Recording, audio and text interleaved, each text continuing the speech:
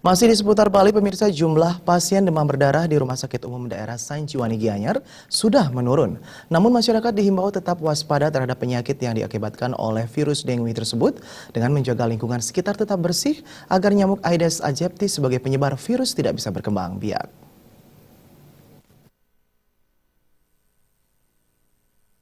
Hal tersebut disampaikan Direktur Utama RSUD Sanjiwani Gianyar, Dr. Ida Komang Upeksa. Saat ini, pasien demam berdarah yang beberapa bulan lalu sempat membludak melebihi kapasitas sudah mengalami penurunan dan kembali normal.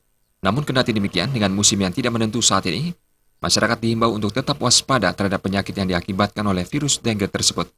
Mencegah perkembangbiakan nyamuk Aedes aegypti sebagai penyebar virus penyebab DB dengan fogging yang sudah sering dilakukan selama ini tidaklah cukup kalau tidak diimbangi dengan kesadaran dari semua masyarakat untuk selalu peduli terhadap lingkungan sekitar.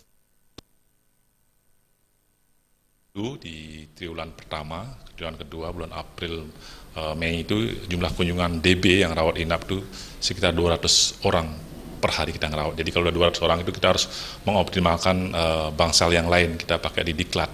Tapi kalau sekarang tidak, sudah tertangani dengan bagus dan kasusnya sudah menurun.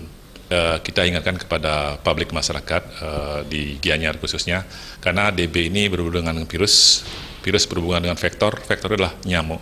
Bagaimana kita di lingkungan kita masing-masing, di individu masing-masing, jentiknya harus 0, karena itu yang kita paling utamakan. Jadi kalau ada jentik 0, tidak ada jentik lagi di rumah, itu otomatis tidak nyamuk dewasa yang berkembang di tempat itu. Dan kalau kita melakukan fogging secara kimia terlalu sering, itu potensi resiko residu yang tinggi di lingkungan kita. Kita kalau bisa bergerak alami, basmi semua jentik yang ada di rumah kita. Lebih lanjut, Dr. Upeksa menuturkan, menurunnya jumlah pasien DB tentu merupakan imbas dari gerakan pemberantasan sarang nyamuk atau PSN yang sudah semakin digencarkan. Ia berharap langkah ini bisa terus dilaksanakan, tentu dengan dukungan kesadaran dari semua masyarakat, sehingga ke depan tidak terjadi lagi darurat demam berdarah di Gianyar. Gargita dan Agus Sudatmika, Bali.